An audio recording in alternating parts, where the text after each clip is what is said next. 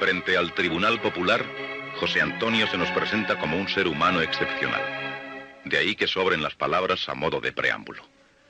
Pero nos pareció obligado advertir que por razones de tiempo hemos reducido el proceso, suprimiendo pasajes no fundamentales, como las declaraciones de los oficiales de prisiones y las de sus hermanos Miguel y Margot, pese al valor jurídico y emocional que poseen. Nada más. Comienza el juicio oral. El tribunal se constituye en la prisión provincial de Alicante. Son las 10:30 de la mañana del día 16 de noviembre de 1936.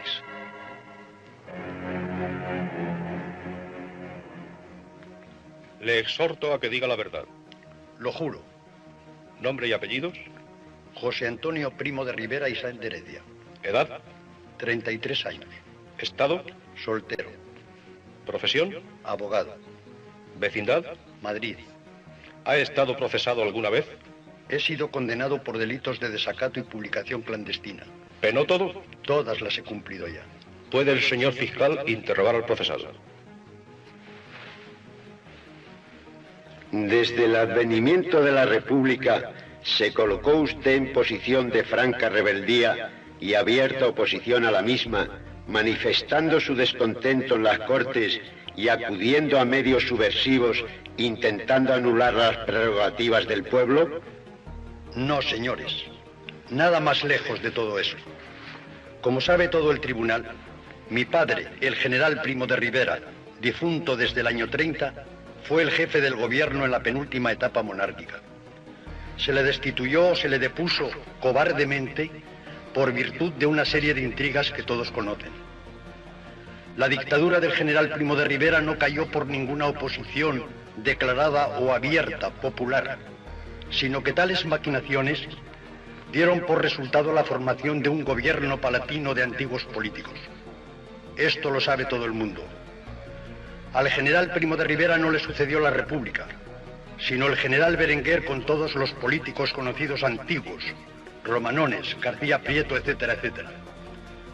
Mi padre, el dictador o presidente, pues sobre esto de dictador habría mucho que hablar, se fue en estado de infinita tristeza por el pago recibido a lo que él creía servicios a la monarquía. Se fue a París y hubo en él tal estado de melancolía que murió a las 6 semanas. Murió de pura tristeza, sin que este detalle creo puede tener algún relieve, de Palacio, donde tanto se debían acordar de él, llegase ni una tarjeta postal interesándose por su salud en el mes y medio que siguió a su expatriación de España. Comprenderá el señor fiscal que dados esos antecedentes, y sin que yo venga aquí de ninguna manera a implorar la conmiseración del tribunal de una manera humillante, comprenderá el señor fiscal que mi recuerdo para aquella última etapa del antiguo régimen no está, por cierto, llena de afectos. La dictadura no remató su obra social, y yo me he permitido, en lugar tan público como las Cortes, decir que fue una experiencia frustrada, que no cumplió su destino, que no colmó las esperanzas de una juventud española obrera, estudiantil, en la que yo entonces formaba, y que creyó que la ruptura del antiguo régimen era para implantar una obra social revolucionaria nueva. Yo, reciente la muerte de mi padre, no tenía que juzgar si la dictadura había conseguido o no todos sus objetivos, sino únicamente que mi padre había sido traicionado por unas cuantas gentes que habían sido destituidas por una elección popular. En principio, pues, aquellas elecciones populares tuvieron simpatía mía, aun cuando solo sea en este aspecto. Los hechos y sucesos políticos que se produjeron en la anterior etapa, principalmente durante la dictadura de su padre, continuados en peor forma por la otra dictadura civil-militar de Berenguer, ejerciendo también formas de gobierno contrarias a todo régimen democrático, produjeron en usted una influencia tan inmediata que por su espíritu y temperamento le impulsaron usted a pensar en la constitución de una agrupación política de tipo dictatorial? Eso me obliga, por mucho que me pese, a que explique mi actitud personal. En esto de las dictaduras, como oposición de todo régimen democrático, tengo que hacer constar una cosa, señor fiscal. Cuando se produce un movimiento, lo mismo de derechas que de extremas izquierdas, que conviene para implantar un régimen revolucionario, por avanzado que sea, hay que pasar por un periodo dictatorial, por la sencilla razón de que a un pueblo como el español, al que se ha tenido sumido en la miseria, no se le puede hacer la burla de soltarle y decirle: arréglate con tus propias disponibilidades. Eso es burlarle. Muchos de los partidos representados dignamente en este tribunal creen que hay que pasar por un periodo dictatorial. La diferencia está en que los partidos reaccionarios creen y quieren que este periodo dictatorial sea un régimen estable, redundando en provecho de unas clases que vienen detentando el poder, en tanto que los que tienen un sentido revolucionario, y uso esta palabra no con énfasis, Falange Española tiene sentido revolucionario, y esto también consta en ese sumario, los que creemos esto, sabemos que en vez de hacerlo hay que trabajar algunos años para darle sentido. Desde este punto de vista yo soy demócrata, en el sentido democrático de decirle: arréglate como puedas y ven un domingo cada 4 años a votar. Yo no soy democrático, en cambio autoritario, militarista. Yo le agradecería al señor fiscal que señale un solo pasaje mío en que me pueda acusar de tal, que yo señalaré luego los numerosos en que se demuestra lo contrario. La finalidad de esa nueva agrupación política no era otra que la de sustituir al Estado democrático que el pueblo se dio por otro autoritario o imperialista que propugnaba usted en sus idearios políticos. Desde luego el sistema constitucional de parlamento y todo eso, sí. ¿Cómo voy a ocultar semejante cosa? No por un sistema, sino por un Estado sindicalista, lo cual quiere decir esto, como todo el mundo sabe. Las personas que suponen que el régimen capitalista está en quiebra en sus últimas manifestaciones, entienden que este régimen capitalista tiene que dar paso a una de estas soluciones, o bien a la solución socialista, o bien a la solución sindicalista. Poco más o menos los socialistas entregan la plusvalía, es decir, el incremento de valor del trabajo humano a la colectividad organizada en Estado. En cambio, el sistema sindicalista adjudica esta plusvalía a la unidad orgánica del mismo trabajador. Se diferencian los dos del sistema capitalista actual en que éste la adjudica al empresario, al que contrata el trabajo. Pues bien, como la Falange Española ha creído desde un principio en que el sistema capitalista está en sus últimas manifestaciones, una conferencia que encontraréis en las páginas de arriba, quizá una coyuntura decisiva ante la historia política del mundo que pronuncié en Madrid ante 6 o 7 mil personas, y que precisamente esta es la crisis de nuestra época, al decidirse por uno de esos dos sistemas, optó por el sindicalista, porque creo que conserva en cierto modo el estímulo y da una cierta alegría de trabajo a la unidad orgánica del trabajador. El socialista parece que burocratiza un poco la vida total del Estado, pero esto, como se ve, es actitud lícita.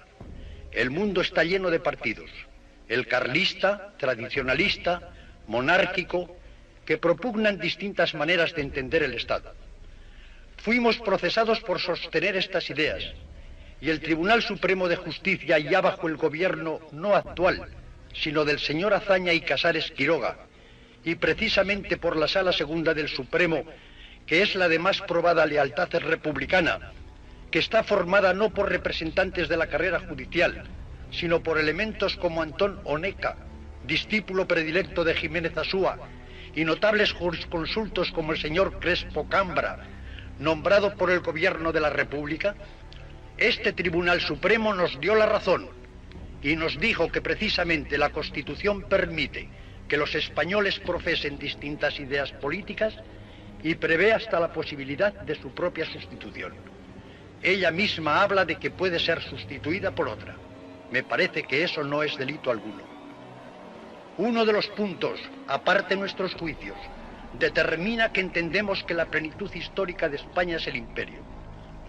Pero según explica una conferencia de Rafael Sánchez Mazas, que es el primer intelectual de la agrupación, Se entiende que nosotros no entendemos por imperio una vasta extensión de país. Nosotros no somos nacionalistas. No creemos que una nación, por el hecho de ser territorio y de que unos hombres y unas mujeres nazcan en él, ya es la cosa más importante del mundo. Creemos que es una nación importante en cuanto encarna una historia universal. Para escribir como título de esa asociación política, Falange Española y de las Jons, cuando habla de Falange Española, lo mismo en público que en privado, en hojas y en manuscritos, ¿se refiere a un movimiento que llaman nacional sindicalista? Sí, señor. Lo corriente es que el partido sea el partido. Pero como la conciencia pública española está tan castigada por tantos partidos, la palabra partido suena mal y la sustituimos por movimiento nacional. ¿No es más cierto que el emplear ese título de movimiento sea para que en cualquier momento pueda utilizarse en sus dos acepciones esa palabra? Es decir, que llegado un movimiento insurreccional y subversivo de algo que signifique cambio político en España, cuando se hable de ese movimiento, ¿no pueda entenderse y disimular su verdadero movimiento? No, señor. Nada semejante a esto. Desde el primer mitin dado en el Teatro de la Comedia lo dije. Nosotros no somos un partido más. Somos un antipartido. Somos un movimiento nacional. Esto se ha dicho infinitas veces. Los que hayan prestado atención a mis camaradas y a mí saben que es verdad esto. Al conocimiento de actos delictivos, ¿no es cierto que no los impidió ni censuró la conducta de sus afiliados, haciendo uso de la autoridad que tiene sobre ellos, sino que llegó hasta casi autorizarlos, defendiéndoles cuando eran procesados por su actuación ante los tribunales? No he defendido ni una sola vista por ningún delito de sangre en 12 años, ni de Falange, ni de fuera de Falange. Eso se puede ver en el registro del Colegio de Abogados. He defendido innumerables por supuestos delitos de tenencia ilícita, etc. Me consta que como acuerdo del partido, como cosa organizada por el partido, no se ha cometido un solo delito de sangre. Que en épocas de lucha encarnizada como esta, y entre grupos políticos de ideología contrapuesta, caigan muertos de un lado y de otro, ¿qué duda cabe? Esto es infinitamente triste. Tengo la misma consideración por la sangre vertida de un lado y de otro. Me ha dolido que hayan caído obreros anarquistas, socialistas, en luchas con afiliados nuestros que no sé quién son. Algunos muertos nos atribuyen. También tengo yo 75 muertos en una lista que está en autos y no se me ocurre imputarle su muerte a ninguno de los partidos de donde pudieron salir los agresores.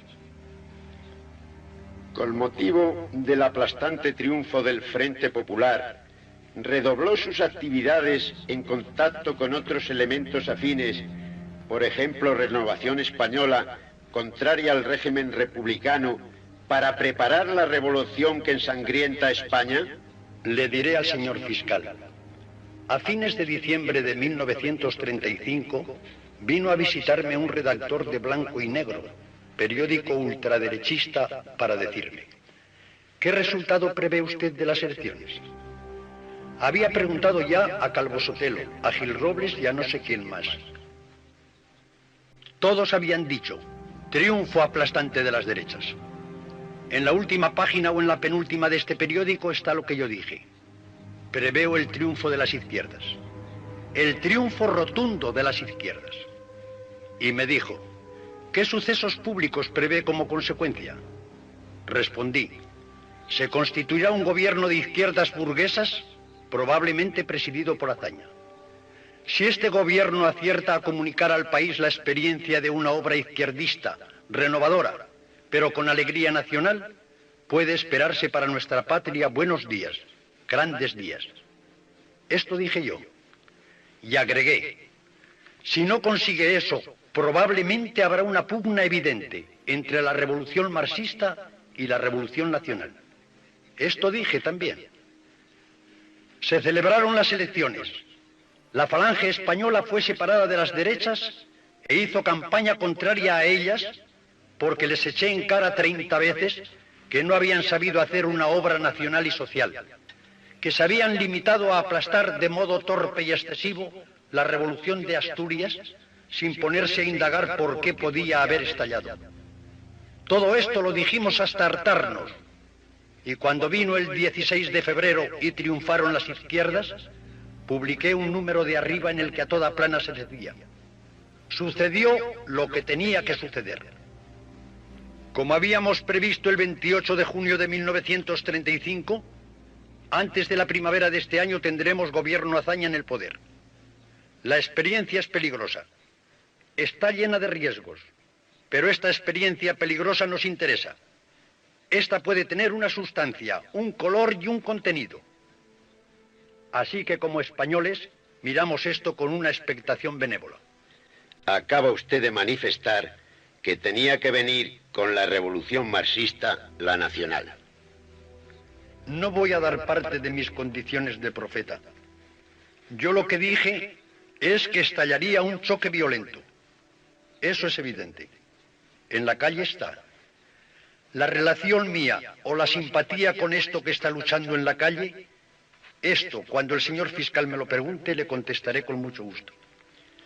En virtud de ese triunfo del Frente Popular, dedicó sus actividades a celebrar reuniones clandestinas con sus secuaces para llegar a un acuerdo en la forma, la manera y la época propicia en que habían de tener lugar el movimiento subversivo. Si estaba en la cárcel algo así como 20 y tantos días, no podía hacerlo.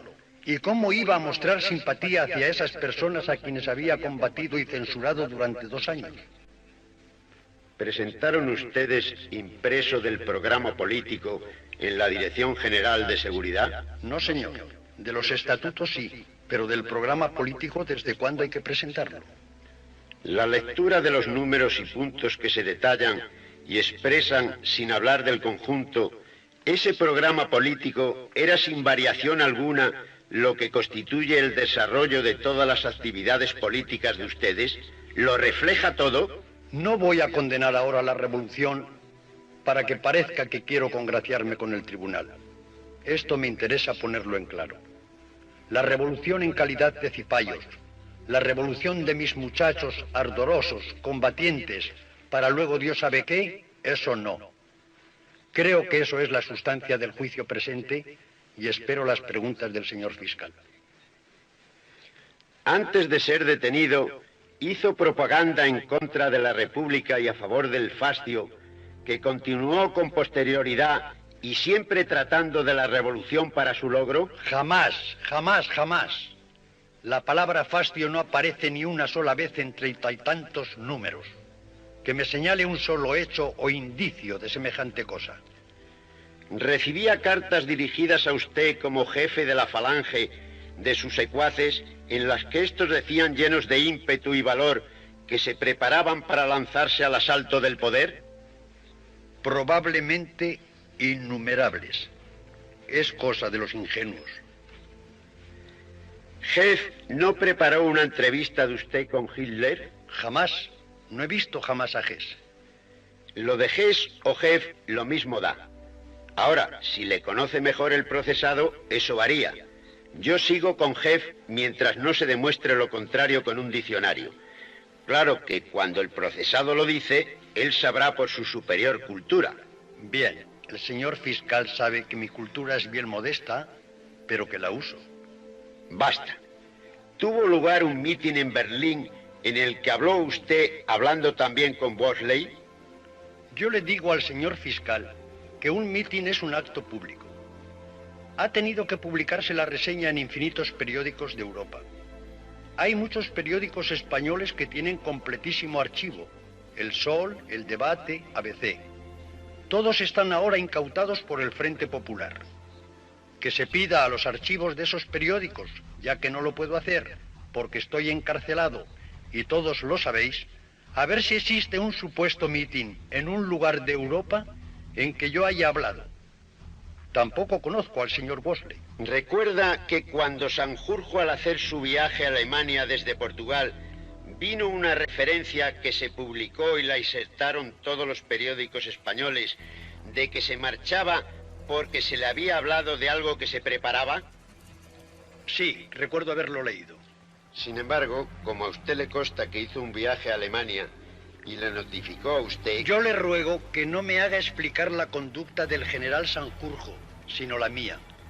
¿Cómo he podido decir que Sanjurjo fue detrás de mí si he sostenido que estuve a primeros de mayo de 1934 y Sanjurjo fue en el año 36? No hay una distancia tan grande. Para mí, según mi información, es más próxima. Pues por fortuna, en la colección de arriba se da noticia cada semana de mi actuación. Cada semana estoy dando un mitin en ciudades de España.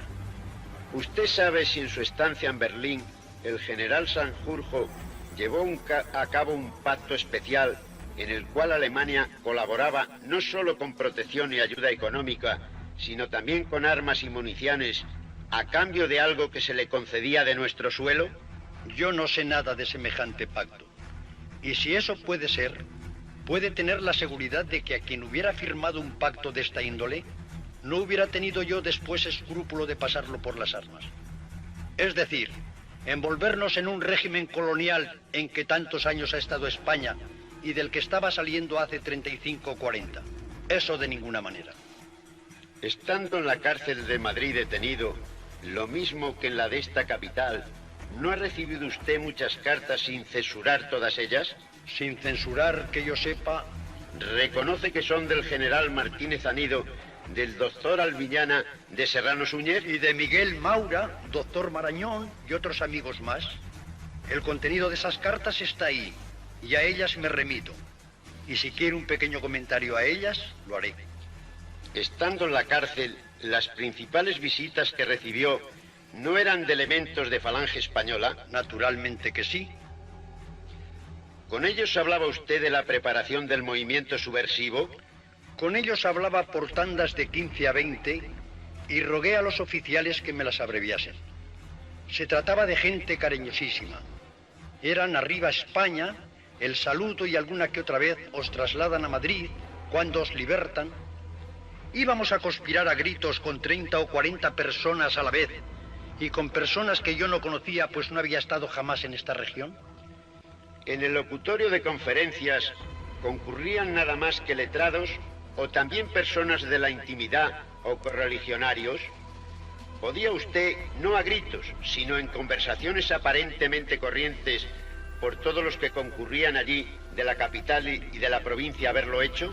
Claro que eran afiliados casi todos, pero yo personalmente no les conocía. Eran afiliados porque me lo decían ellos. Muchas veces les pregunté, ¿tenéis carnés? Entonces salían una tercera parte de ellos diciendo que eran simpatizantes. Yo les dije que tenía poca simpatía a los simpatizantes, porque eran los que se sumaban a los homenajes, pero no a la lucha. Tuve visitas individuales y estoy dispuesto a contestar sobre esas entrevistas. ¿Es cierto que en la misma prisión y en una temporada de 8 o 15 días estuvo usted casi en constante comunicación con elementos reaccionarios, monárquicos, desafectos al régimen, fascistas, que se saludaban ustedes desde la galería, los que estaban en contacto directo con usted y por una reja y conversaban con el saludo de «¿El fastio ha de triunfar»?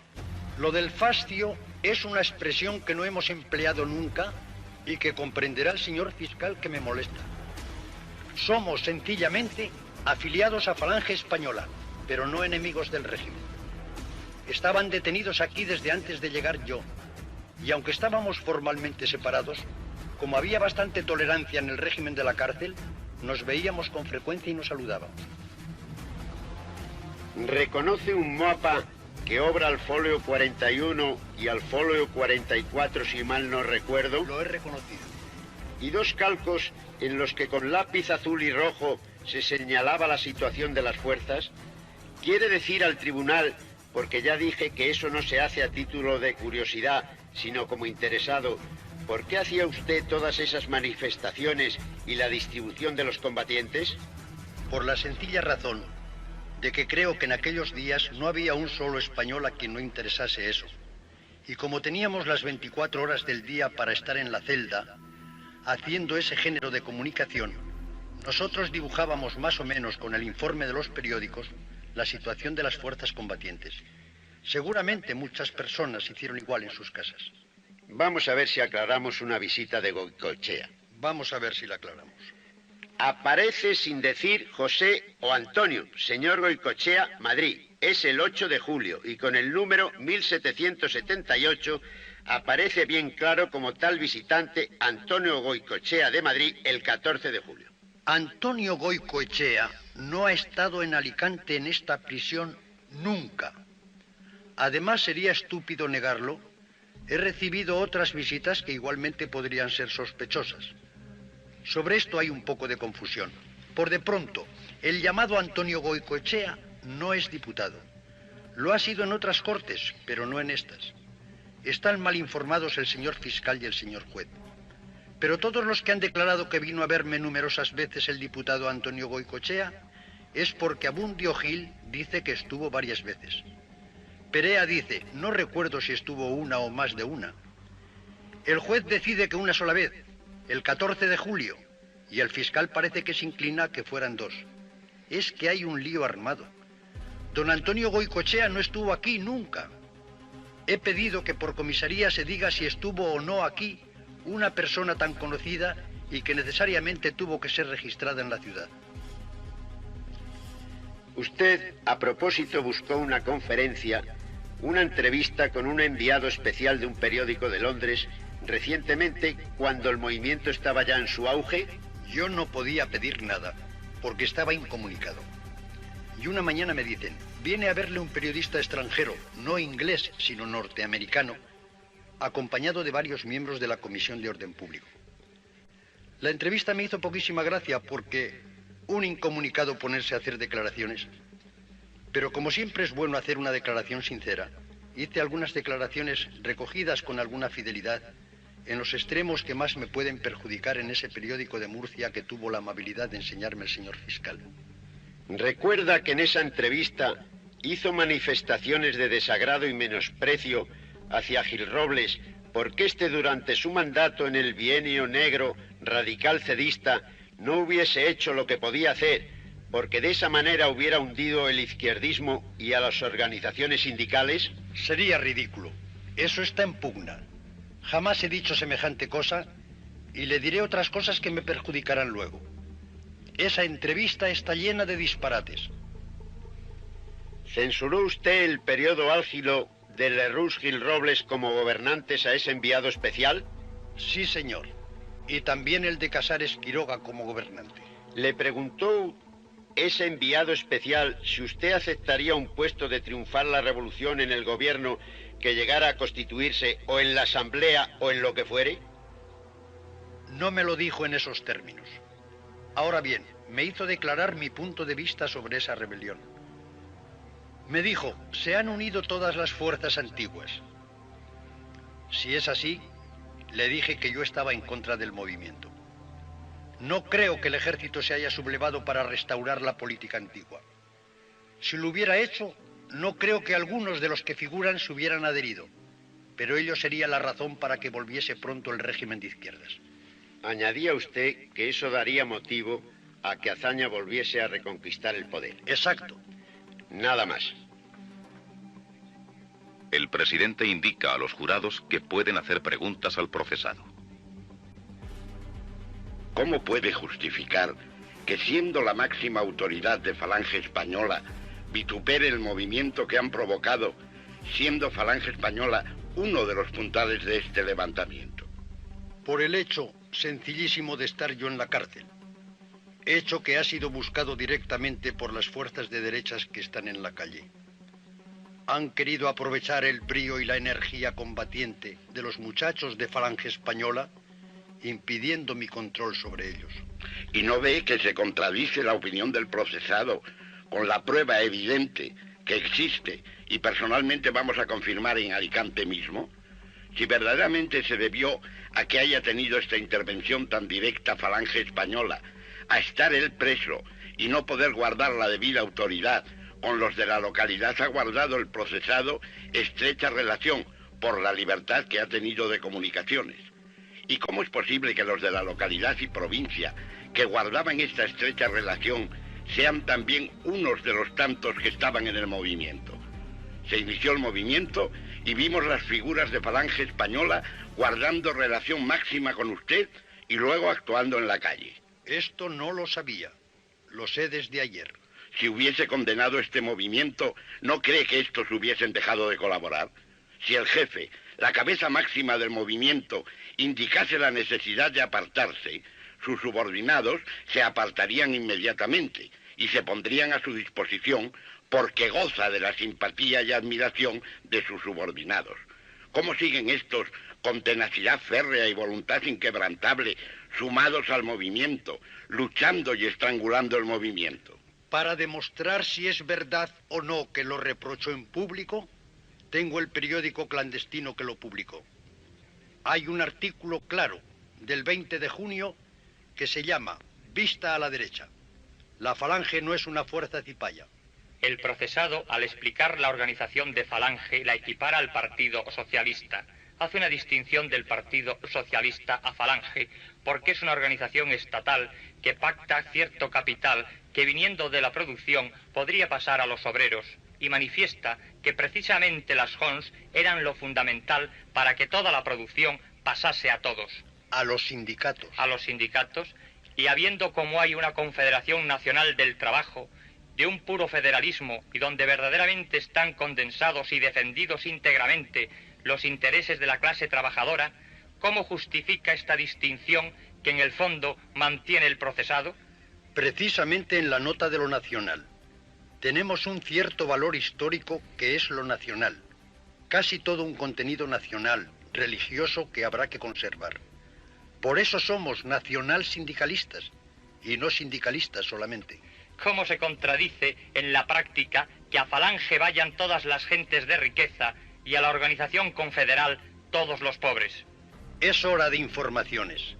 En Falange, que tiene 100.000 afiliados, no encontrará el tribunal ni siquiera 150 que tengan un vivir de sus rentas. Ahora se les ha encarcelado por centenares, por millares. Pues vean cómo están en la cárcel. Miren si les mandan comida excelente. Son todos gentes modestísimas, de la clase obrera urbana, por estar todos ganados por otros fervores, quizás todos de una pequeña clase campesina, estudiantes, operarios de pequeña importancia. No tenemos un millonario en toda la organización. ¿Me permite el señor presidente una aclaración? Tiene la palabra el señor fiscal. Dice usted que su detención obedeció a una maniobra de las derechas. ¿No obedeció a un estado de insubordinación ante un tribunal? No, señor fiscal. Fui detenido el 14 de marzo. Me impusieron 2 meses de arresto. Lo soporté.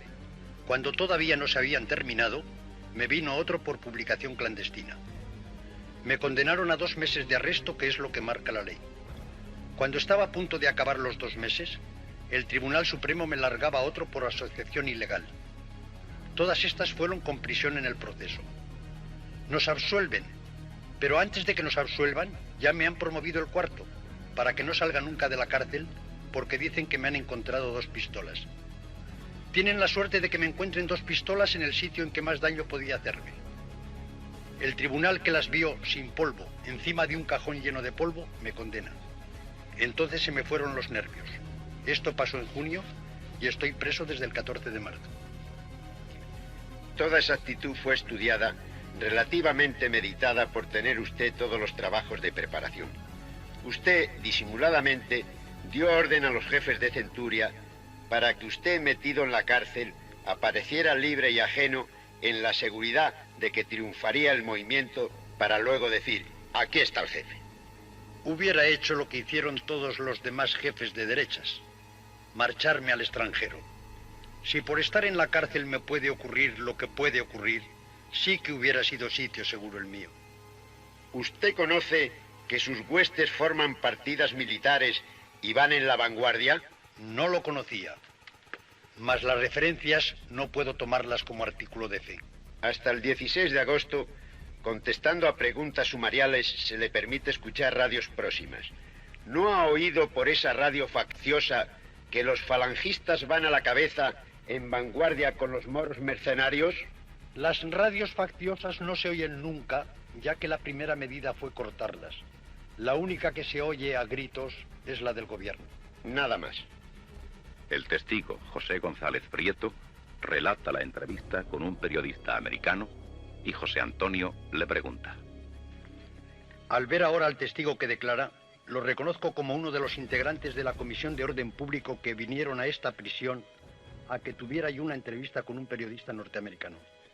Cuando esto ocurría, ¿estaba funcionando la Comisión de Orden Público? Sí, desde el principio del movimiento. La Comisión de Orden Público ha dado tolerancia alguna para que comunicara con el extranjero. La Comisión de Orden Público pudo comprobar que por medio de la tolerancia de alguien se podía comunicar con el exterior. Todo esto responde a una serie de tolerancias antes de tomar posesión la Comisión de Orden Público. Pero desde que esta funciona y fueron cambiados los cargos, ¿se suprimió toda tolerancia? Desde luego. Esta cosa de las armas ocurrió cuando la Comisión de Orden Público funcionaba ya. ¿Cree usted que funcionando la Comisión de Orden Público pude yo por carta hacer un requerimiento para que viniera un periodista norteamericano? Vino espontáneamente. Usted dice que espontáneamente. No sé si espontáneamente o si fue llamado. Únicamente sé que se presentó y se le atendió con poderes responsables de nuestro gobierno. ¿No se ha quebrantado la consigna más que con el periodista?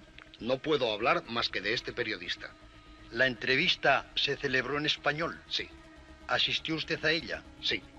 Recuerdo que con la habilidad propia de uno que está en la cárcel y que ha sido responsable de este movimiento, lógicamente tenía que haber habilidad al decir que de este movimiento no podía tener conocimiento porque estaba en la cárcel desde febrero, desde marzo. No retuve la entrevista porque no me interesaba grandemente. Lo que dije es que si el movimiento tuviera por objeto el restablecimiento de una política reaccionaria de privilegiados, que no solo no hubiera tomado parte en él, sino que estaba en contra. Y también dije que si el resultado de este movimiento, del que carecía de noticias porque estaba incomunicado, al triunfar consistiera en la implantación de ese género de cosas y a la vuelta de esos usos políticos, yo volvería probablemente a la cárcel. Esto se dice siempre, sobre todo por los procesados. La realidad que está viviendo España es todo lo contrario. Cuando el testigo dice esto, indudablemente se fundará en algún dato. ¿Qué datos tiene para fundarse en una acusación tan grave como lo que ha hecho? Que la falange española está en el movimiento. ¿Pero tiene alguna prueba el testigo de que esto responda a órdenes que les haya dado el jefe desde esta cárcel? Moralmente sí. Materialmente no las puedo tener. Pero aquí creo que haya declaraciones de otros en las cartas de Ibáñez Musso. ¿Usted tiene algún dato más que suministrar al jurado?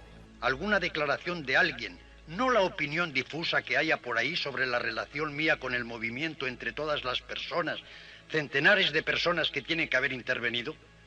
¿Tiene noticias de que alguien le haya proporcionado un solo dato de que esto haya existido? Yo no puedo decir de una manera taxativa que no he podido ver datos de esa índole, porque si los hubiese visto lo diría exactamente igual. Pero moralmente le digo que sí. Y lo prueba el hecho de que se hayan encontrado cartas y pistolas en su celda. Tras la prueba documental y las conclusiones del Ministerio Fiscal, informa José Antonio. La defensa tiene la palabra. Con la venia del tribunal. Cuando hace 4 o 5 noches se interrumpió el silencio de la incomunicación en que vivía desde que empezaron los sucesos que conmueven a España. Cuando se interrumpió en forma de que bajo la luz amarillenta de la prisión, harto menos brillante de la que ahora nos ilumina, allá en nuestra celda, entraron el señor fiscal y el señor juez instructor y nos leyeron de sopetón un auto de procesamiento y nos anunciaron que íbamos a comparecer seguidamente en el término de días ante el Tribunal Popular y que quizá no nos correspondiese por turno de oficio tan excelente defensor como hubiéramos podido proporcionárnoslo nosotros mismos y que quizá no me concediesen el medio de probar lo que yo necesitaba. Cuando se me dijo esto de sopetón, os he de confesar que me corrió por la espalda un escalofrío. Después ha empezado el juicio y tengo que daros las gracias al tribunal porque se me ha permitido instruirme de los autos. Se me ha puesto en condiciones de confortarme sin tener que adquirir nuevos usos ante lo nuevo y el carácter bélico extraordinario que corresponde a este tribunal, sino como me he comportado en 12 años de ejercicio, porque el señor fiscal, que al principio de su informe, como al final no, me señalaba como prototipo del señoritismo ocioso, no le dijo a tiempo al tribunal que yo llevo 12 años trabajando todos los días, según el fiscal ha dicho al reconocer que he informado más veces que él, aun llevando él más años de ejercicio y yo tener menor edad, y que en ese trabajo he adquirido alguna destreza en mi oficio, que es mi mayor título de dignidad profesional. Y esa destreza me ha permitido en 2 horas y media instruirme de ese montón de papeles, preparar mi defensa y someterla a vuestra conciencia. Toda la juventud de España, todas las clases enérgicas de España, las juventudes ardientes, están divididas en 2 grupos encarnizados. A esto se debe que de cuando en cuando nos matemos como fieras.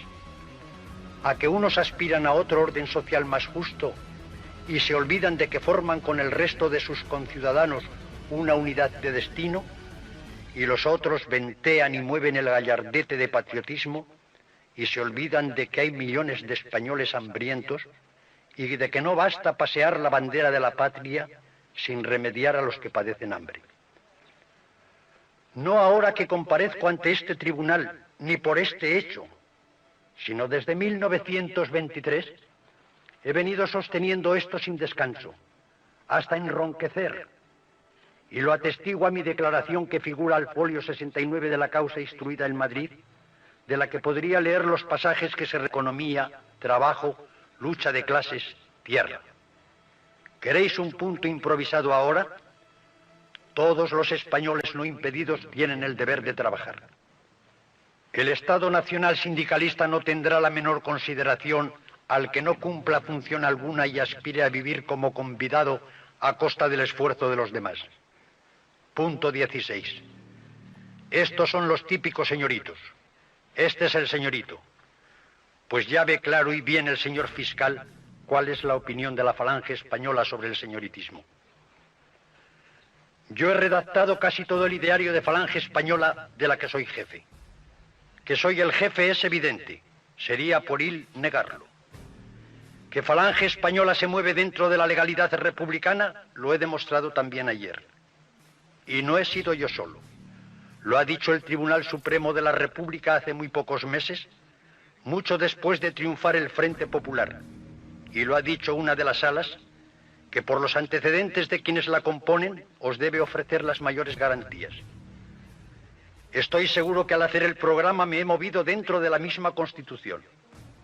Ahora, si esto es delito, yo ruego, y de manera especial al Tribunal de Derecho que ha de redactar las preguntas para el veredicto, que no involucre este hecho mío innegable.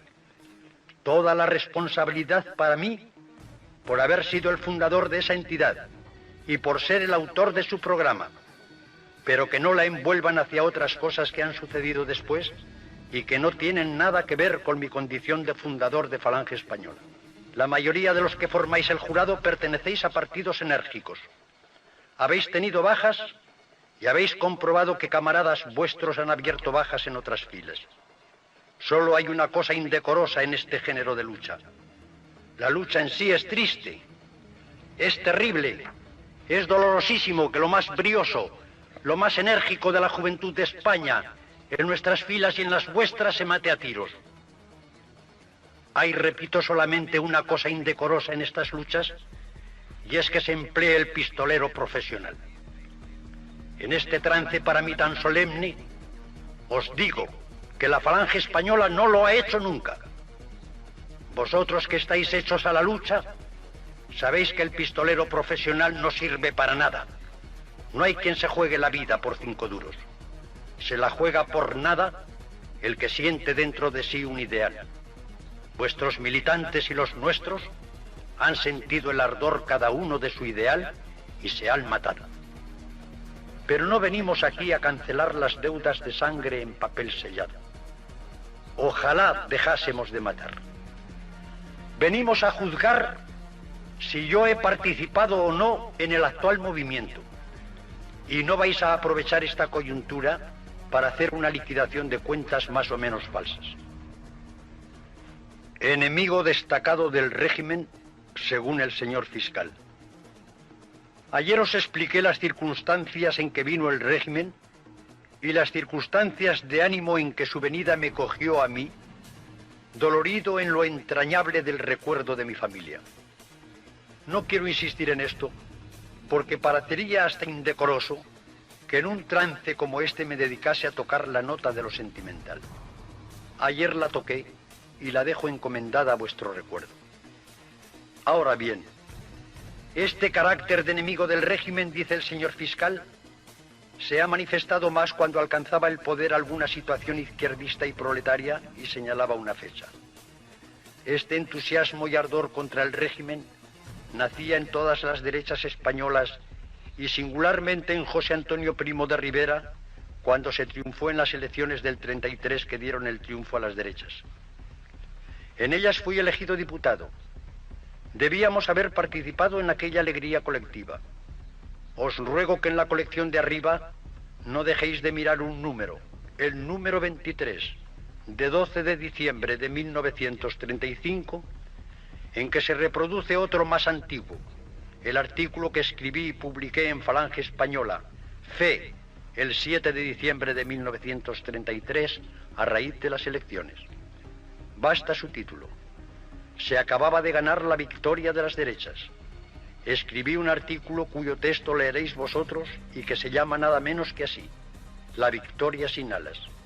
Esta fue mi manifestación de contento en aquellas elecciones en que fui elegido. Adhesión total, entusiasta a cuanto hicieron las derechas, no. A las izquierdas, tampoco. Yo creo que el gobierno de Casares Quiroga tuvo el mucho la culpa de que pudiera estallar este movimiento, porque sembró aquel dislocamiento de todas las fuerzas.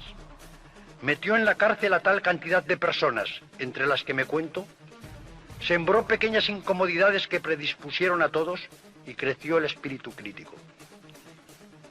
Sin eso podríais tener la seguridad de que no habría en la lucha tanto joven, ni de que se hubiera podido provocar una locura de estas a espaldas de personas responsables. De mí, por ejemplo, no os voy a decir hipócritamente que no me hubiera sumado a la rebelión. Creo que en ocasiones la rebelión es lícita y la única salida de un periodo angustioso. Por haberse puesto a España en este avispero, ha sido posible que estalle este movimiento que ahora tendremos todos que lamentar. No os adulo. No encuentro toda la política de las izquierdas acertada, ni mucho menos. También veréis que dije en este trabajo, Azaña ha tenido dos ocasiones en la historia. En la última plana, en cabecera así de ancha, decía, Azaña vive su segunda ocasión. La primera se malogró.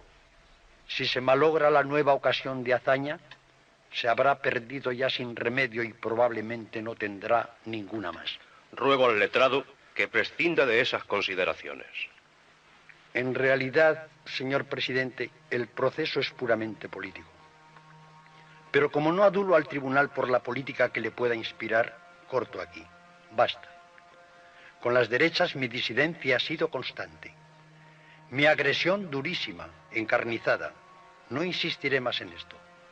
Aquí os entrego mis textos y os ruego que hagáis el favor de repasar esta modesta vida que no hubiera traído a cuento si no lo hubiera hecho el señor fiscal.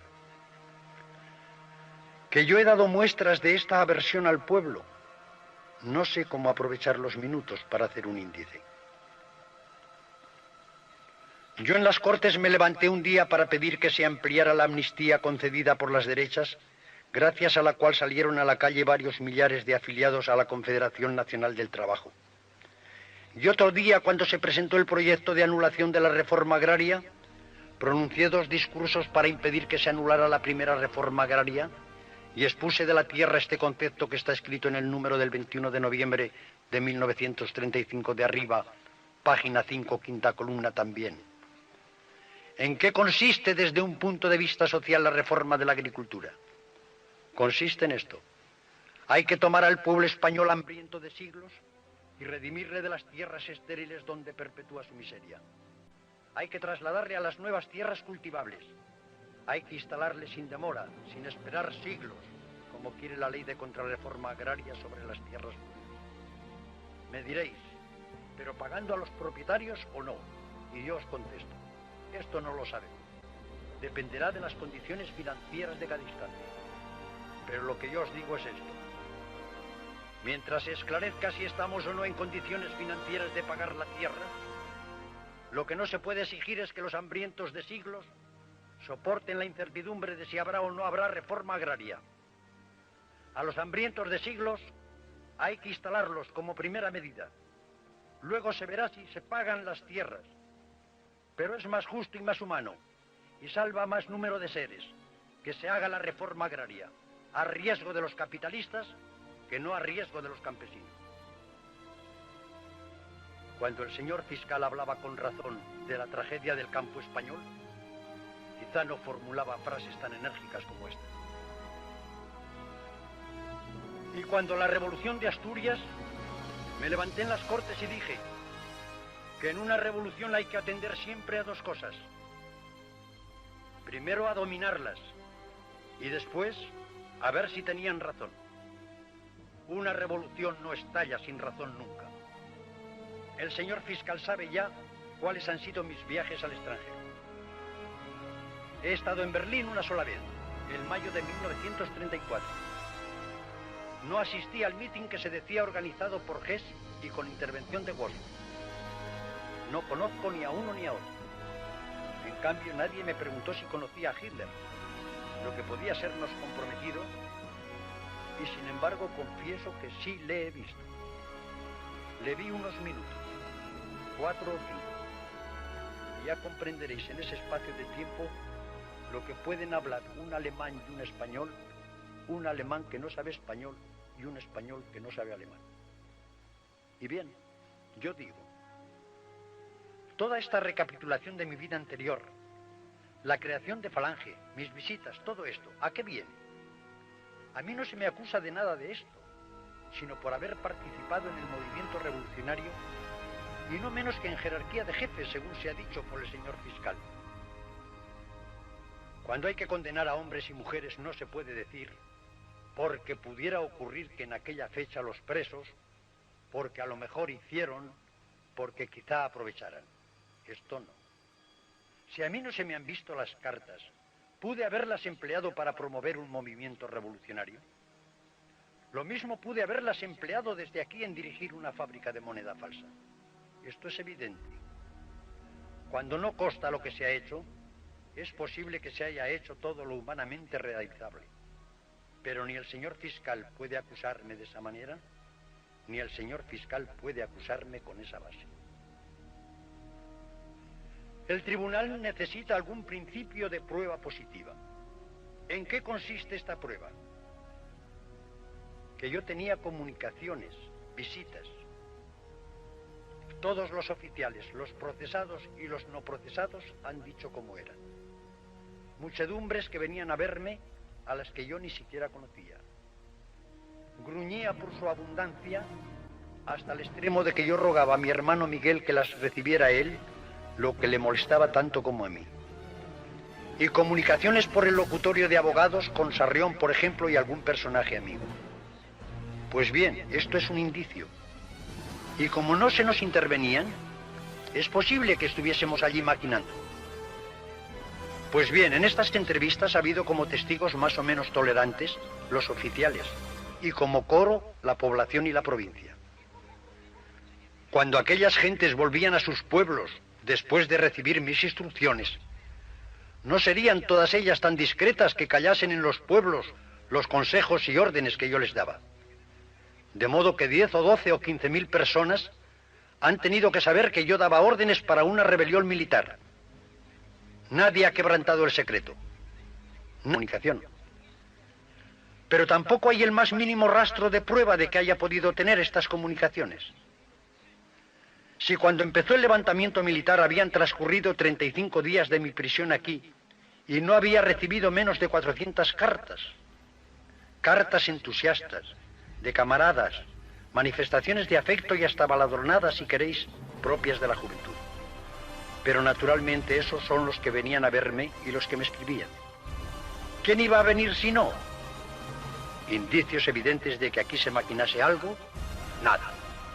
Las pistolas aparecen el 16 de agosto. 2 pistolas. Han podido venir de los siguientes modos. O lanzadas por encima de una tapia, cosa hacedera según creencia de algunos oficiales de prisiones que conocen otros casos en que esto ha ocurrido, o han sido facilitadas por el locutorio de abogados. O ese iracundo testigo dice que le consta, que lo sabe, porque se lo ha dicho un moribundo o alguien que sabía que estaba a punto de morir, que han sido introducidos en una paella. O en una cuarta forma, que el oficial de esta prisión, señor Muñoz, dice que quizás de haber sido introducidas en paella, no hubieran sido en una, sino en 2. De modo que han venido por el aire, por el locutorio de abogados, por una paella o por 2. Esta abundancia de versiones me permite robustecer la versión que he tenido siempre sobre la ignorancia de la venida de las pistolas. Pero como esto no es el tema, vamos a suponer que sí, que por uno de esos 4 medios o por otro cualquiera nos hemos hecho introducir esas pistolas. No olvide el tribunal una cosa. Esas pistolas están en nuestra celda el 17 de agosto.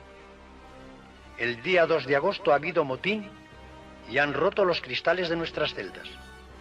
Es justo que unos presos nos consideren, como el señor fiscal, culpables de que España esté así. Pregunto a todos los oficiales si siguió hasta el 17 de agosto el régimen de tolerancia, y coinciden todos en que don Adolfo Crespo lo cambió de medio a medio. Pues si el 2 de agosto hemos estado en riesgo inminente de perder la vida, hubiera sido muy justo que nos hubiéramos procurado 2 pistolas para defendernos de un segundo motín. Pero si el señor fiscal y el tribunal han oído que nuestras comunicaciones con los camaradas de Falange no estaban intervenidas, sino que las teníamos a espaldas y nadie vigilaba nuestras visitas, íbamos siendo 20 y tantos a formar como todo arsenal este depósito de 2 pistolas. Se creerá que para cooperar con la rebelión nos íbamos a quedar con aquellas 2 pistolas que hubieran servido como máximo para una defensa y agresión de 2 minutos. Si hubiera sido posible, como dijo el señor fiscal, con la actividad de mi cuñada introducir una ametralladora a piezas, tenga la seguridad el señor fiscal que nosotros, comprometidos en el movimiento, hubiéramos hecho lo que se ha hecho en otras poblaciones. Quien ahora resulta nada menos que el autor de la rebelión y su dirigente, hubiera hecho algo más que meter estas pistolas en una paella, 2 paellas o 3 paellas. Y no quisiera molestar más. Puede la defensa seguir hablando el tiempo que quiera. Exacto, que siga. Ah, sí, se lo agradezco mucho. ¿Cuánto se lo agradezco? Si yo no quisiera más que referirme a las bases, a la falta de pruebas, ¿cómo me vais a condenar sin indicios contra mí? No solo no los hay, sino que hay indicios más fuertes a mi favor. Solo tengo que revelar con la misma sinceridad con que hasta aquí me he pronunciado cuál es el secreto de mi aislamiento. La política de las derechas respecto de mi partido ha sido siempre la misma. Querer aprovechar el brío combatiente de mis muchachos. Esta es la clave. Por eso de cuando en cuando a mis muchachos les buscaban la gracia. Eso sí, querían impedir a toda costa, pero que a toda costa, que a estos muchachos los dirigiera yo. ¿Por qué? Porque dicen que estas cosas que yo decía de la tierra y demás eran señuelo que yo utilizaba para atraer a las clases obreras, porque las derechas tienen el error de creer que a las clases obreras se las atrae con señuelos. Yo sé que la clase obrera me va a dar la terrible angustia de no creerme, pero aseguro que responde a una convicción personal honrada. Las derechas suponen que es señuelo. Yo sé que no lo es. Las derechas suponen que es falso. Yo sé que es verdadero. La monarquía es una institución que ha tenido su momento histórico. Las derechas tienen esa actitud respecto de mí, pero en cambio dicen: esos miles de chicos valerosos, arrojados, un poco locos si queréis, esos son utilísimos. Con estos tenemos que contar nosotros. Y entonces me maquinan disensiones dentro de mi movimiento. Me organizan la de Ramiro Ledesma y Sotomayor. Me someten a un cerco político, económico y personal espantoso. Me vienen a dejar sin cuartos. Estamos 4 meses sin poder pagar la casa en Madrid. Nos cortan el teléfono y nos quitan la casa, y así estamos porque las derechas quieren a toda costa que no me interponga. Y surge mi encarcelamiento, y la ocasión es pintiparada. Ahora sí que es fácil levantar el coraje de estos chicos magníficos, valerosos y un poco ingenuos, sin que se nos interponga el majadero ese que nos viene con la cosa de la reforma agraria y del movimiento nacional sindicalista. Pruebas de esto van a ser tan cabales como las del fiscal. Son pruebas fortísimas. Sabe perfectamente el tribunal que en esta comarca, en esta región de Levante, predomina entre el elemento militar la Unión Militar Española. La UME tenía un jefe con el que soñaba, que era el pobre Calvo Sotelo, y tenía un órgano en la prensa que es La Época, que es el pequeño foco intelectual militar ultrarreaccionario, y Calvo Sotelo era el profeta. La Época me tenía la simpatía que demuestra este tremendo artículo ofensivo publicado en 1 de julio en contestación a mi artículo a que me refería antes. Aquí está la prueba y la pondré a disposición del tribunal el señor secretario. Hágame el favor. Estando yo en la cárcel se me injuria. Este es el pago de la UME, que no tiene fuerza en casi ninguna región de España, pero en esta de Alicante sí. Estas son precisamente las guarniciones que no se sublevan. Luego ha habido algunos que han sostenido gallardamente su decisión. Pero estas guarniciones no se sublevan y forman un cerco alrededor de Alicante, del sitio dentro del cual yo estoy. Es el centro de un semicírculo geográfico perfecto. Estas son las guarniciones que no se sublevan menos una, la de Albacete. Allí sale un teniente coronel ardoroso. Dirige un mensaje telegráfico. Y en el mensaje telegráfico acaba: arriba España. ¿Qué le pasa a ese teniente coronel? Pasan días y días y nadie le socorre. Eran los primeros días, cuando no habíais hecho esfuerzo alguno de organización y teníais frente a vuestra falta de organización casi todo un ejército sublevado. Creo que este teniente coronel se comportó de una manera muy brava. Persiste un día y otro día y de cuando en cuando comete la nueva temeridad de decir: arriba España, mandadme socorro. Y un periódico en el que publicara la lista de los futuros gobiernos encontrada a un oficial sublevado de la guarnición de Barcelona. Este era naturalmente de la UME, que domina en toda esta costa de Levante. Se le encontraron 2 listas de gobiernos que han de sucederse en el poder según los propósitos de los sublevados. La primera es una junta compuesta por unos cuantos generales. Enseguida se da paso a un gobierno civil más estable de personajes políticos. En ese gobierno, yo os ruego que mováis los resortes posibles para que llegue un ejemplar en donde vieran esas listas encontradas a un oficial. Figuran personajes de primer orden, de segundo, tercero, cuarto y hasta quinto orden. El doctor Albiñana, del que tengo una carta toda llena de ampulosidades y a la que contesto: gracias. Rosa Urraca Pastor. Personas que sin pecar de soberbia considero que tienen una representación política o intelectual algo inferior. Todas estas personas son ministros en la lista oficial de la UME. El que no aparece ni para subsecretario ni para gobernador civil es José Antonio Primo de Rivera, supuesto jefe de esta rebelión militar. Pero sobre todo, el indicio más fuerte de todos, y el tribunal estoy seguro que ha de valorarlo. Todos los que temían que la rebelión podía ser más o menos larga, más o menos favorable, ¿qué hicieron con sus familiares? Los mandaron al extranjero. ¿Para qué voy a decir nombres? Este y el otro. Y los que no tenían fervor combatiente, Gil Robles, por ejemplo, que no es seguramente por lo visto un Cid, no queriendo tomar las armas se marchó a Portugal. Yo me quedé aquí. Dice el señor fiscal que estaba aquí por mi gusto.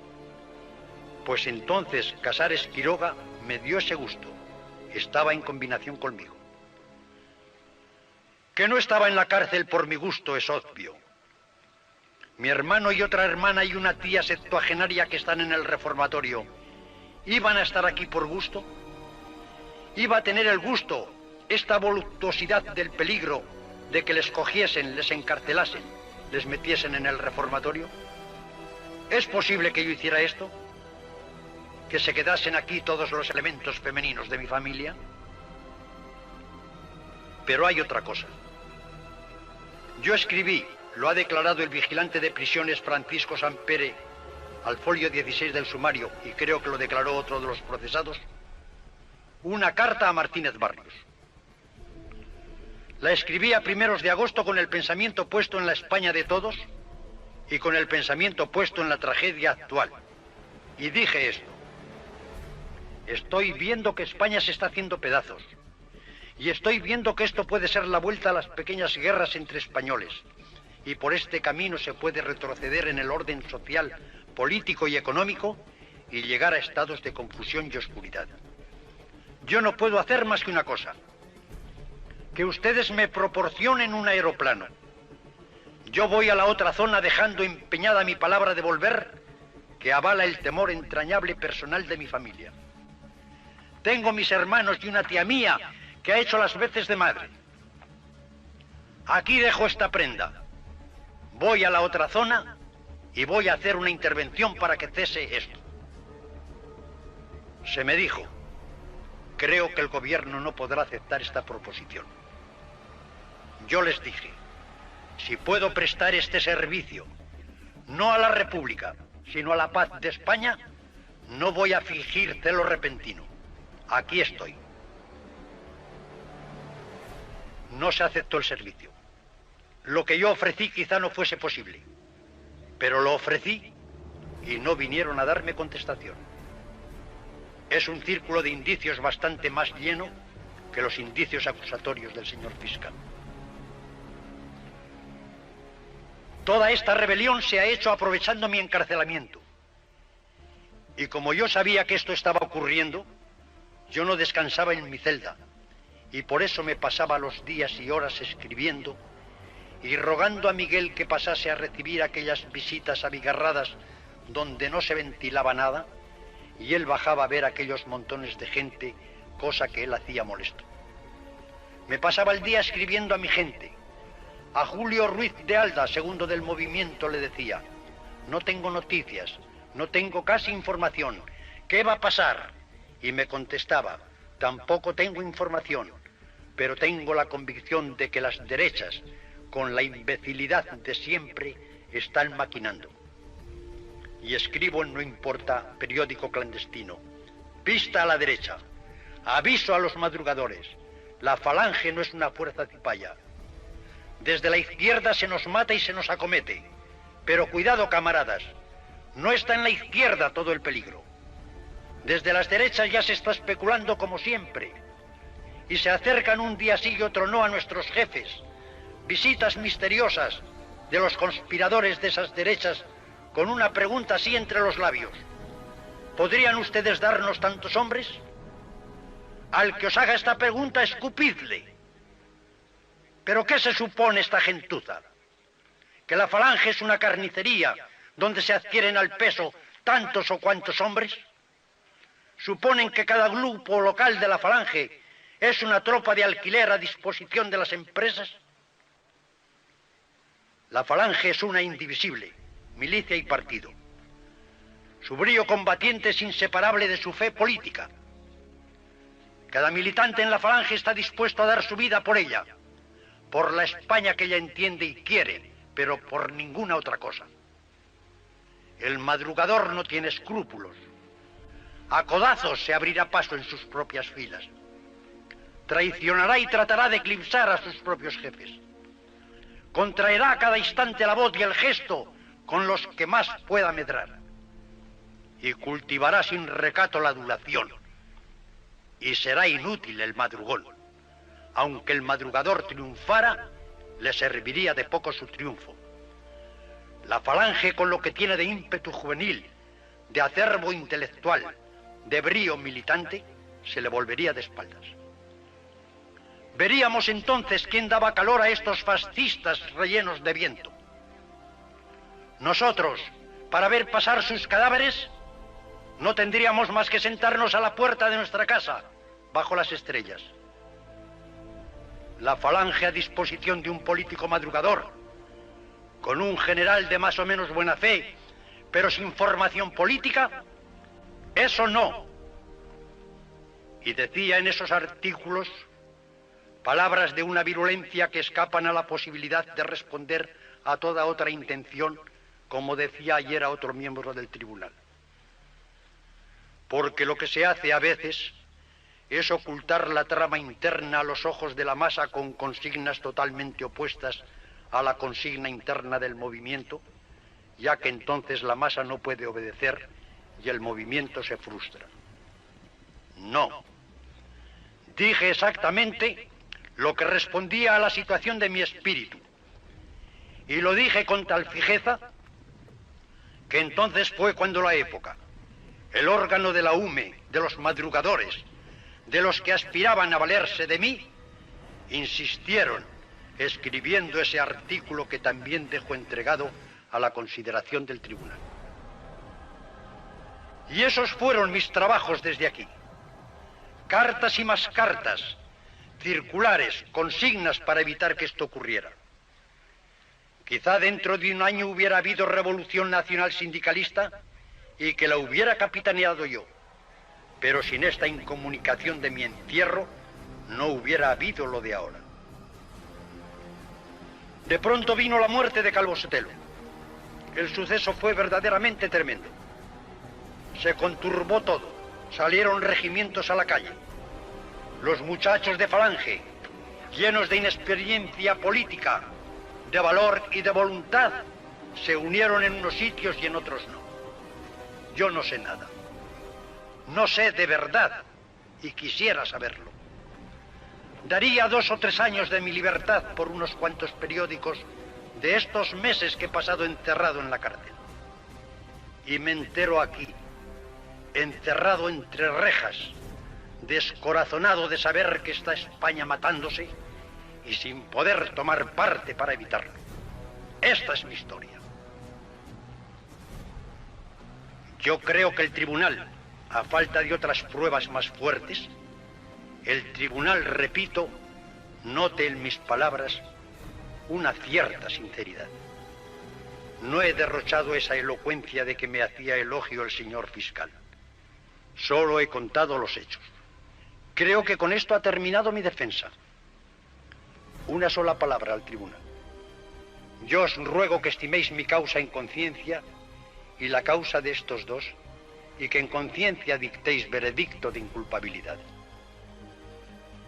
Vuestro rigor no va a ser puesto en duda por nadie. Habéis defendido a las instituciones que os han encargado de defender con severidad. Vuestro entusiasmo por el régimen tampoco. Os ruego que no veáis en mí si soy fulano o mengano, sino que soy un acusado que viene aquí a comparecer ante la justicia con otros dos.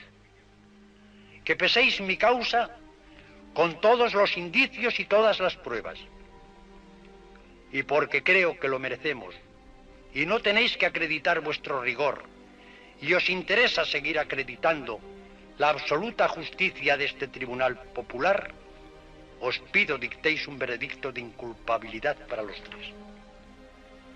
Yo os aseguro que en nombre de todos y mío he de agradeceroslo muy de veras, que me alegraré muy de veras esta noche encontrarme con la vida en el cuerpo, con esta vida que modestamente he dedicado y seguiré dedicando a que contribuya con mucho o poco a que el pueblo español tenga uno de los lemas de nuestro movimiento: la patria, el pan y la justicia.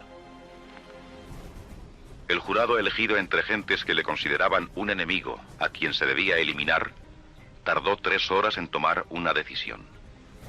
¿Qué ocurrió en la conciencia de aquellos hombres para que surgiera la duda? Pero el drama tenía que consumarse. Finalmente, deciden. Alicante, 18 de noviembre de 1936. Vista en juicio oral y público por el Tribunal Especial de esta capital, la causa procedente del Juzgado Especial para determinar la responsabilidad en el actual movimiento subversivo de José Antonio Primo de Rivera y Sáenz de Heredia, seguida por el delito de rebelión militar. Fallamos, que debemos condenar y condenamos al procesado José Antonio Primo de Rivera y Sáenz de Heredia como autor de un delito de rebelión militar a la pena de muerte.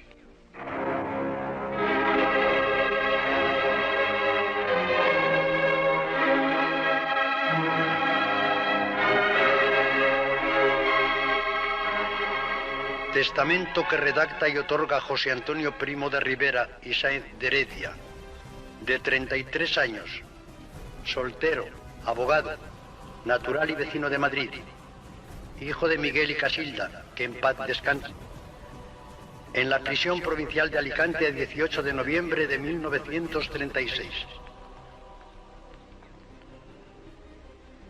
Condenado ayer a muerte, pido a Dios que si todavía no me exime de llegar a este trance, me conserve hasta el fin la decorosa conformidad con que lo preveo, y al juzgar mi alma, no le aplique la medida de mis merecimientos, sino la de su infinita misericordia. Me acomete el escrúpulo de si será vanidad y exceso de apego a las cosas de la tierra el querer dejar en esta coyuntura cuenta sobre alguno de mis actos. Pero como por otra parte he arrastrado la fe de muchos camaradas míos en medida superior a mi propio valer, demasiado bien conocido de mí, hasta el punto de dictarme esta frase con la más sencilla y contrita sinceridad, y como incluso he movido a innumerables de ellos a arrastrar riesgos y responsabilidades enormes, me parecería desconsiderada ingratitud alejarme de todo sin ningún género de explicación. No es menester que repita ahora lo que tantas veces he dicho y escrito acerca de lo que los fundadores de la Falange Española intentábamos que fuese. Me asombra que aún después de 3 años, la inmensa mayoría de nuestros compatriotas persista en juzgarnos sin haber empezado ni por asomo a entendernos y hasta sin haber procurado ni aceptado la más mínima información. Si la Falange se consolida en cosa duradera, espero que todos perciban el dolor de que se haya vertido tanta sangre por no habernos abierto una brecha de serena atención entre la saña de un lado y la antipatía del otro. Que esa sangre vertida me perdone la parte que he tenido en provocarla y que los camaradas que me precedieron en el sacrificio me acojan como el último de ellos. Ayer, por última vez, expliqué ante el tribunal que me juzgaba lo que es la Falange. Como en tantas ocasiones, repasé y aduje los viejos textos de nuestra doctrina familiar. Una vez más observé que muchísimas caras, al principio hostiles, se iluminaban primero con el asombro y luego con la simpatía.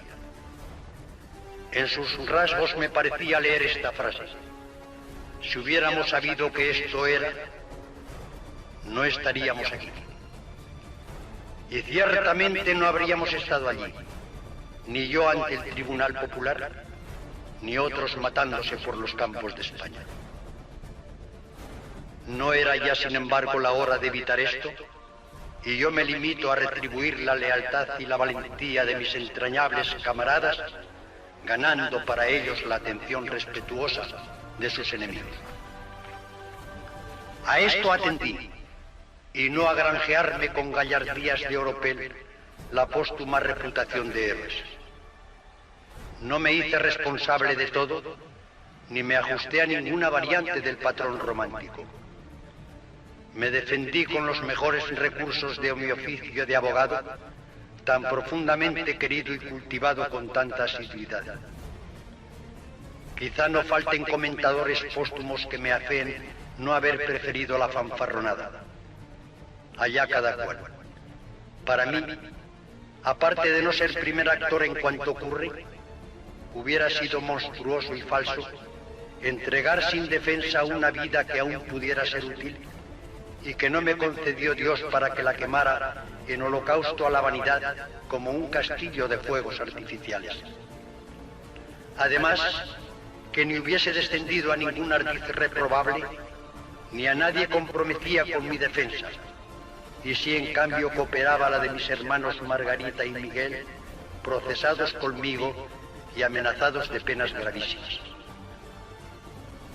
Pero como el deber de defensa me aconsejó no solo ciertos silencios, sino ciertas acusaciones fundadas en sospechas de habérseme aislado adrede en medio de una región que a tal fin se mantuvo sumisa, declaro que esta sospecha no está ni mucho menos comprobada por mí y que si pudo sinceramente alimentarla en mi espíritu la avidez de explicaciones exasperadas por la soledad, ahora, ante la muerte, no puede ni debe ser mantenida.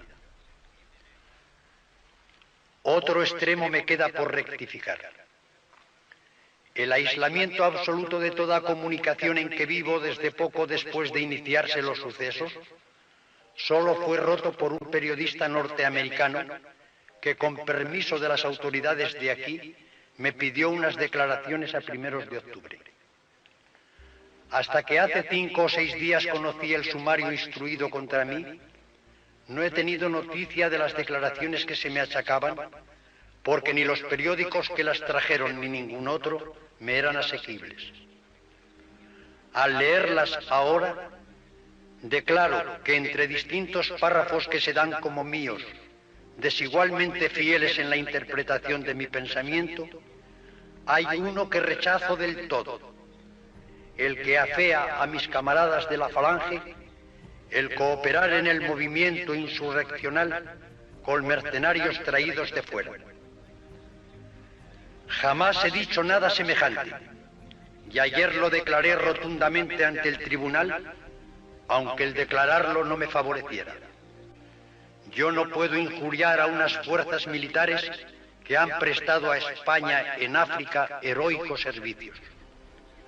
Ni puedo desde aquí lanzar reproches a unos camaradas que ignoro si están ahora sabia o erróneamente dirigidos, pero que a buen seguro tratan de interpretar de la mejor fe, pese a la incomunicación que nos separa, mis consignas y doctrina de siempre.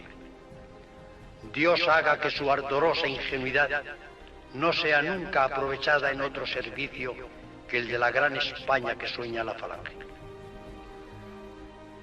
Ojalá fuera la mía la última sangre española que se vertiera en discordias civiles.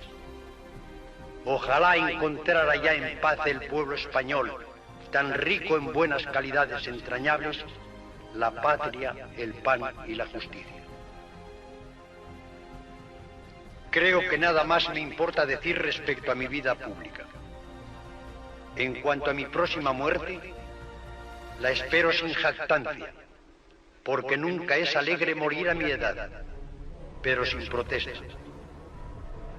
Hacédela Dios nuestro Señor en lo que tenga de sacrificio para compensar en parte lo que ha habido de egoísta y vano en mucho de mi vida. Perdono con todo el alma a todos cuantos me hayan podido dañar o ofender, sin ninguna excepción, y ruego que me perdonen todos aquellos a quienes deba la reparación de algún agravio, grande o chico.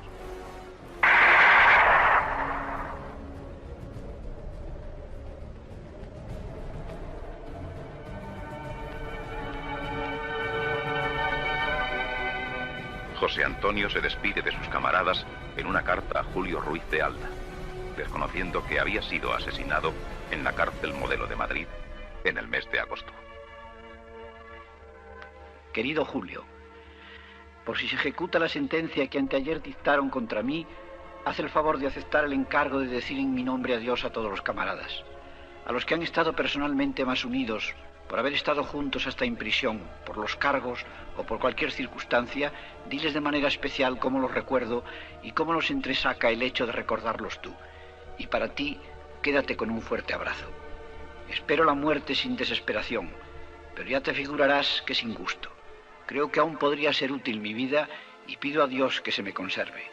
Si lo dispone de otra manera, moriré confortado con el ejemplo de tantos que cayeron más jóvenes que yo y más humilde y silenciosamente. Perdonadme todos, y tú de manera especial, lo que a veces os haya podido herir con las esquinas de mi carácter. Mis hermanos te explicarán el laconismo de esta carta y se consolarán recordándome en tu compañía y en la de tantos con quienes nuestras vidas han corrido los últimos años mezcladas. Dios os ilumine a todos y os mantenga unidos. José Antonio.